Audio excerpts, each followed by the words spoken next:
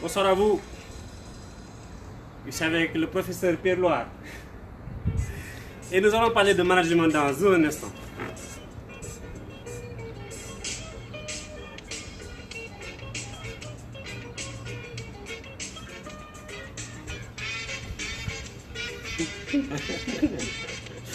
C'est la magie du net. Tout à fait. Ouais.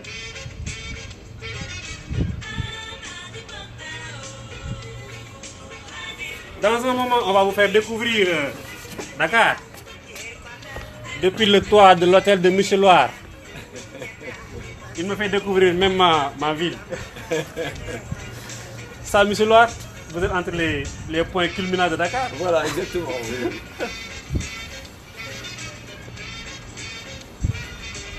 Entre le phare et le monument. Entre le phare et le monument, voilà, il vous décrit là où il est. Décrivez-nous là où vous êtes, Michel Loire. Ben voilà, juste entre les deux mamelles de Dakar. Ouais. Donc nous avons là derrière nous le monument de la Renaissance. Et de l'autre côté, nous avons le phare des Mamelles. Voilà.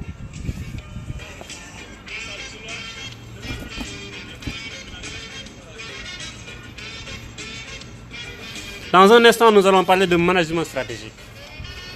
Avec un spécialiste de l'Université de Lille.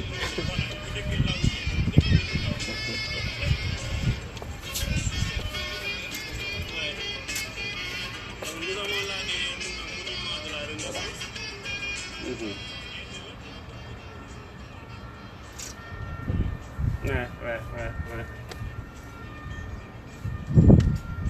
Ça, c'est la télévision du management. Voilà, c'est ça, oui, exactement. Nous avons la magie de pouvoir faire du streaming. Voilà, presque au sommet de Dakar. Ouais, au sommet de Dakar. Vous voyez derrière nous, c'est le monument de la Renaissance africaine. Vous appréciez le design, M. Loire? Le design du monument? Oui, il est très beau. Oui, il est très beau. Il a été réalisé par le président Wade. Vous connaissez? Oui, bien sûr. Mr. Wade. C'est un monument qui est effectivement très, très beau parce qu'il a une belle énergie en fait de mouvement et de montée. Quoi. Alors peut-être qu'il aurait fallu faire la femme un peu plus grande que ce qu'elle est, mais à part ça, c'est parfait. D'accord. Malheureusement, on ne pourra pas changer le design de... Non. Sauf si, bien sûr. Voilà, on va démarrer. Le temps est très précieux. On va essayer de profiter au maximum de la présence de M. Loire au Sénégal. M. Loire, je vous laisse saluer notre public avant de démarrer. Assalamu alaikum. Salam alaikum et bonjour à tous. Bonsoir plutôt, parce qu'il est déjà un peu, le soleil est en train de se coucher. Oui, sur Dakar. C'est très très joli d'ailleurs. Voilà. Qui est Pierre Loire? Qui est Pierre Loire? On va laisser vous présenter, M. Loire. Un professeur des universités, spécialisé en management, gestion des ressources humaines, entrepreneuriat, développement stratégique et management public aussi. Management public. Voilà. Est-ce que vous faites du marketing, M. Loire? C'est compliqué d'ailleurs en management de séparer les disciplines. Je ne peux pas dire que je suis un spécialiste du marketing, mais même quand on fait du management stratégique, on est bien obligé de comprendre le marketing, comme on est obligé de comprendre la finance. Bon, on ne le fait pas au niveau de la recherche, mais on le fait au niveau de la compréhension des usages qu'on peut en tirer. Parce que finalement, on peut déjà dire ça comme ça, le management stratégique est une synthèse des connaissances qu'on peut avoir en gestion, en technique de gestion et en compréhension de l'entreprise, puisque le but c'est de comprendre le système dans lequel on est pour agir au mieux au bénéfice de l'entreprise et des produits et des services qu'on distribue à ses clients. D'accord. Michel Loire est professeur des universités, il est à Dakar dans le cadre de la conférence internationale de l'association AIMS. L'AIMS, l'Association internationale du management stratégique. Monsieur Loire, quelles sont les conclusions de ce colloque? Écoutez, elles sont très intéressantes parce que pour moi, un colloque, une réunion, une rencontre, c'est d'abord un échange entre des gens. Et je pense que tous les participants sont très contents parce qu'ils ont beaucoup discuté ensemble, il y a eu beaucoup de palabres, d'échanges, de concertations, de discussions, et une envie de rester à travailler ensemble. Et donc de continuer les réseaux, les relations, les projets. Et c'est ce à quoi sert une conférence, c'est au fond à donner envie aux gens de partager des connaissances, de partager des explorations, d'avoir envie de faire des projets. d'avoir envie de s'aider mutuellement, d'ailleurs aussi dans le cadre ou du travail ou de la recherche.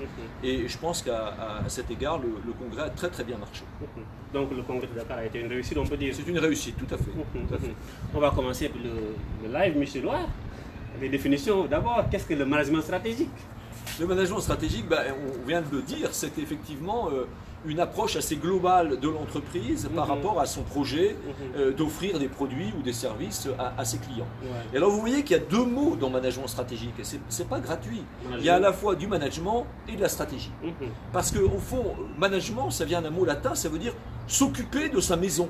Ça veut dire au fond s'organiser, faire au mieux avec la structure dont on dispose, les personnes avec lesquelles on travaille, pour optimiser son activité. Et la stratégie, c'est un mot grec qui veut dire partir en guerre. Bon, c'est un mot un peu guerrier, mais ça veut dire effectivement, stratégos, c'est le général de l'armée en chef. Donc le mot stratégie, bon, il est un peu édulcoré aujourd'hui, c'est rentrer dans la concurrence, dans une compétition avec d'autres entreprises, pour offrir le meilleur service par rapport à des concurrents. Donc, au fond, quand on fait du management stratégique, on est à la fois stratège, c'est-à-dire qu'on doit regarder son marché, regarder ses concurrents et trouver des solutions optimales par rapport aux produits et aux services qu'on distribue en lien avec cette concurrence. Et le management, c'est la réponse organisationnelle à la stratégie qu'on s'est donnée pour effectivement faire au mieux par rapport au projet qu'on a de distribuer ou de produire un certain nombre d'actifs avec lesquels on trouve des clients. Je voulais vous poser la différence du management stratégique, mais c'est déjà réglé. Est-ce qu'il y a un management propre à l'Afrique?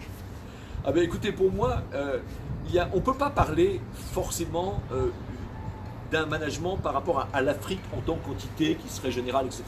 On va dire que pour moi, il y a différents types de management selon les contextes, selon les circonstances, selon la manière dont on veut penser le management. Prenons un exemple très simple. Je veux dire, prenons la gestion des ressources humaines que je connais bien.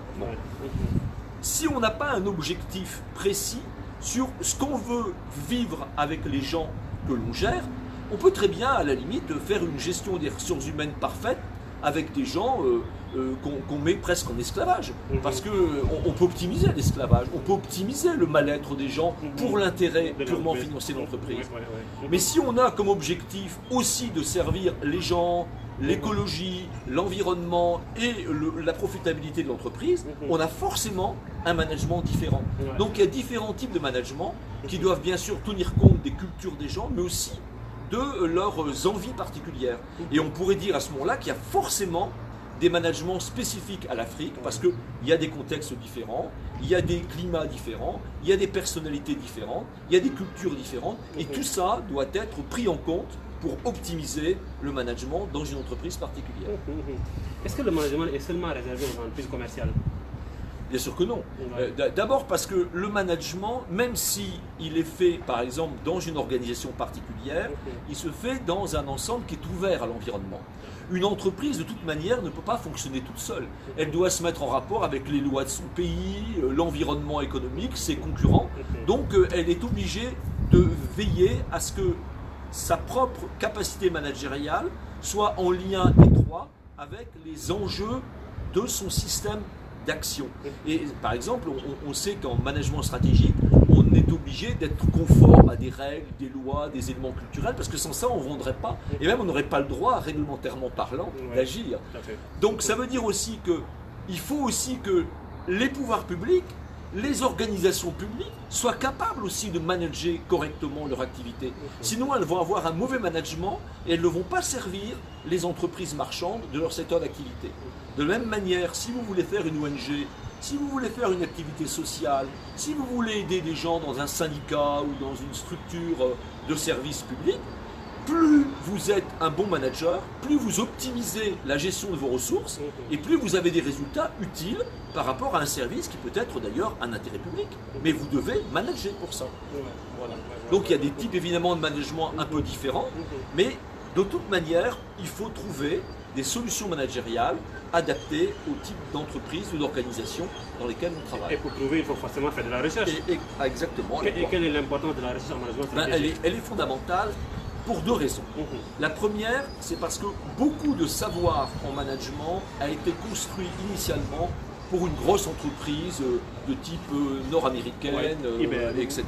Voilà. Et donc on est au fond dans des modèles qui ne correspondent pas à des types d'entreprises nouvelles, qu'elles soient TPE, que ce soit l'entrepreneuriat, qu'il s'agisse de start-up, qu'il s'agisse d'activités tout à fait nouvelles pour lesquelles il faut inventer et construire des formes managériales nouvelles. Et la deuxième raison, c'est que les enjeux pour lesquels on fait aujourd'hui des entreprises et des affaires sont très évolutifs. Et d'ailleurs, à cet égard, il faut créer aussi de nouvelles entreprises, de nouvelles organisations et donc de nouvelles manières de les manager. Et je crois qu'en Afrique notamment, parce que vous êtes dans des pays en émergence, parce que vous êtes dans des pays plein de sang nouveau, d'envie, de regret. D'ailleurs, cette statue magnifique en est un bel exemple. Il y a une renaissance, il y a une envie de naître, de faire évoluer des choses nouvelles. Vous devez aussi explorer des formes managériales nouvelles et être aussi des leaders dans des types de management qui vous seraient propres.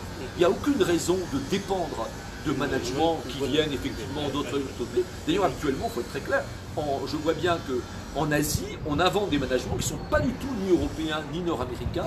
C'est le cas qui commence à se mettre en place en Amérique du Sud aussi. En Afrique, dans certains pays, il y a vraiment des capacités d'inventer des formes nouvelles d'échange de management. On parle beaucoup par exemple de l'entrepreneuriat féminin africain. Il y a effectivement des manières de faire entreprise en réseau, etc., qui sont tout à fait spécifiques et intéressantes.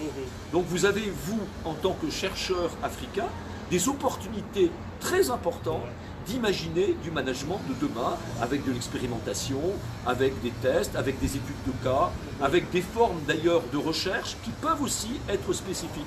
Donc soyez vous-même créatifs et vous serez capable en recherche d'inventer des formes qui aideront concrètement les entreprises africaines à se développer et à tenir leur place sur le marché international. Voilà, merci. Vous avez également évoqué le concept d'entrepreneuriat. Oui, bien sûr. Est-ce que vous avez des conseils pour les entreprises africaines, surtout aux femmes, l'entrepreneuriat féminin, des conseils pour pouvoir exporter leurs produits en Europe parce que nous avons beaucoup de difficultés pour vendre nos produits en Europe. Je crois qu'il ne faut pas mettre, comme on dit en France, la charrue avant les bœufs. Hein. C'est-à-dire qu'on a besoin d'aller avec prudence. Par exemple, je vais être très clair, moi j'ai fait faire des études parce que je dirige une revue qui s'appelle Management au pluriel, qui est une revue qui invite les Africains à publier pour quelque chose qui deviendra à terme la propriété des Africains eux-mêmes, cette revue. Et j'ai un numéro spécial sur l'entrepreneuriat féminin et masculin. Bon, c'est en cours de publication, donc on pourra effectivement l'avoir sur un site internet d'ici un mois et demi. Et bien dans ce contexte-là, on voit bien qu'il y a plusieurs types d'entrepreneuriat. C'est-à-dire qu'on ne peut pas mettre sur le même plan un entrepreneuriat de femmes qui créent des activités pour survivre, pour pouvoir gagner la vie de leur famille ou pour aider, etc. Des femmes ou des hommes qui entreprennent avec des moyens financiers un peu plus élevés et qui ont donc des produits qui ont des capacités de développement, d'exploitation plus importantes. Et puis moi je connais des entrepreneuses aussi qui sont par exemple sénégalaises et qui ont des produits d'emblée internationaux parce qu'elles ont des financements importants et qu'on ne peut pas comme ça distribuer un produit sans avoir des opportunités en marketing, en internationalisation, etc., etc. Donc il faut prendre les gens où ils sont et il faut les aider à se développer, mais ça n'empêche pas que une personne qui crée une entreprise de très petite dimension dans un pays africain, si le produit est bon et innovant et peut permettre effectivement une capacité d'évolution et d'exportation, ça permet de l'aider. Bon après, ce que je crois fondamentalement, c'est que compte tenu de l'immensité des systèmes internationaux, on ne peut pas exporter un produit sans qu'il ait un minimum de technologie un peu particulière. Pour être très clair, on ne peut pas imaginer une grosse entreprise d'exportation qui est d'origine, par exemple, agricole, si vous cultivez, mais de manière intéressante. Mais si vous arrivez avec votre production agricole à faire effectivement un produit en conserve ou une structure agroalimentaire qui permette effectivement des produits exportables, pourquoi pas? Donc, là, on est dans des dimensions collectives. Et alors je terminerai un peu là-dessus. Moi, ce qui m'impressionne beaucoup dans certains types d'entrepreneuriat africain, c'est la capacité qu'ont les hommes ou les femmes à se mettre en réseau. Et je crois que là, plus vous arriverez à vous mettre en réseau, en interaction, plus vous arriverez à conjuguer vos talents et donc de mettre en place au fond à la fois plus de moyens, plus de ressources et petit à petit des capacités de faire valoir des produits ou des activités qui seront reconnus. Un autre exemple d'ailleurs qui est très intéressant, on en parlait hier, c'est le tourisme. Oui, On peut très bien imaginer par exemple, parce qu'aujourd'hui le tourisme est encore beaucoup vécu comme un grand hôtel avec des choses, il en faut, c'est très important, notamment pour le tourisme d'affaires, mais il n'y a rien qui empêche d'avoir un tourisme écologique d'accueil dans des réseaux familiaux, dans des villages, etc., avec une prise de conscience qu'on peut internationaliser à ce moment-là l'offre et faire un accueil d'un tourisme attractif qui vient chercher effectivement des clients dans tous les pays européens, asiatiques ou américains. Vous avez fait le Sénégal? Vous avez fait le Sénégal? Vous avez visité le Sénégal? Une petite partie malheureusement du Sénégal, mais j'ai vu d'autres réseaux dans d'autres pays africains, donc effectivement j'ai vu des cas tout à fait exceptionnels et des situations qui sont pour moi très très prometteuses.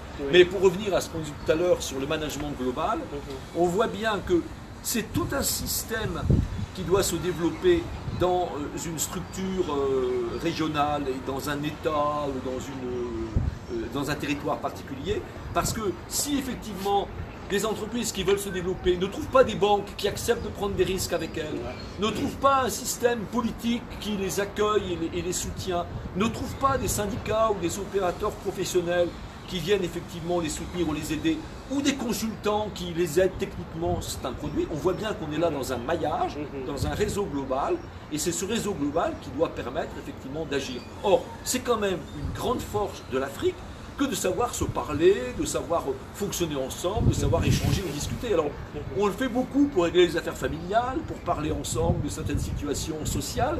Il faut le faire aussi de manière globale en économie, en ayant appris effectivement, techniquement, des règles de management. Parce que malheureusement, si on sait discuter ensemble, parler, échanger, et vous savez très bien le faire en Afrique, mais que vous n'avez pas acquis les bases des techniques de gestion, ce n'est pas l'échange qui vous permettra de les acquérir. Il faut à la fois les acquérir et les parler ensemble pour construire des procédures d'action qui soient efficaces. Et c'est ça l'objectif de Marketing TV, qui aide en langue nationale, en langue locale, les entreprises à connaître les... Eh bien, développer ce type d'activité, parce que je crois que plus on produira des outils d'aide, de soutien, d'explication de ce qu'il faut faire, eh bien plus on arrivera à trouver des solutions, parce que moi je crois que les gens sont très intelligents, très avides de comprendre, mais il manque souvent de ressources pour trouver au fond les aides techniques qui soient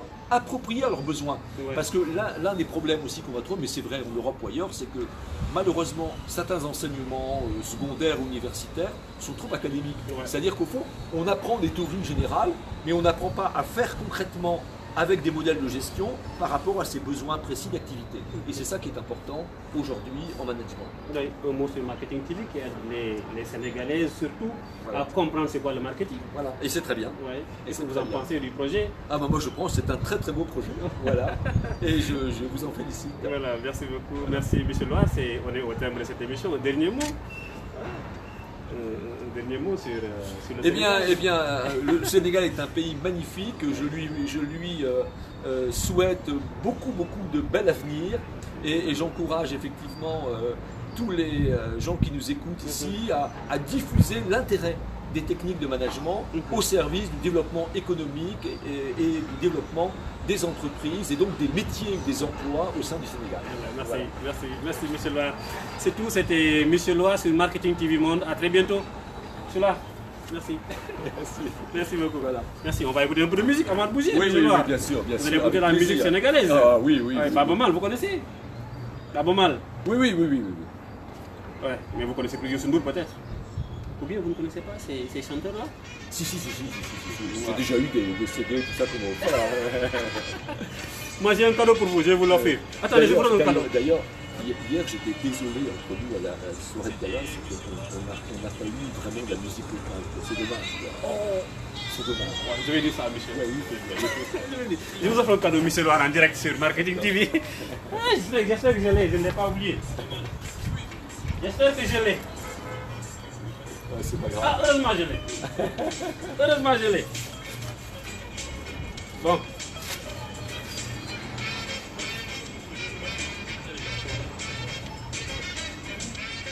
Voilà. Ça, c'est pour Monsieur Loire. Bon. Je vais déballer pour vous. Oui, oui. Je ne vais pas salir comme les Africains, comme nous le faisons ici. Je garde ça. Ça, c'est le nouveau type de Sénégalais. Ça également, je garde. Voilà. Je vous offre le Sénégal. Ah, c'est super, hein, c'est super, c'est très bien. Très bien. Voilà. Ben, merci beaucoup. Voilà, c'est moi qui vous remercie. Merci, c'était M. Loire sur Marketing TV Monde. Merci.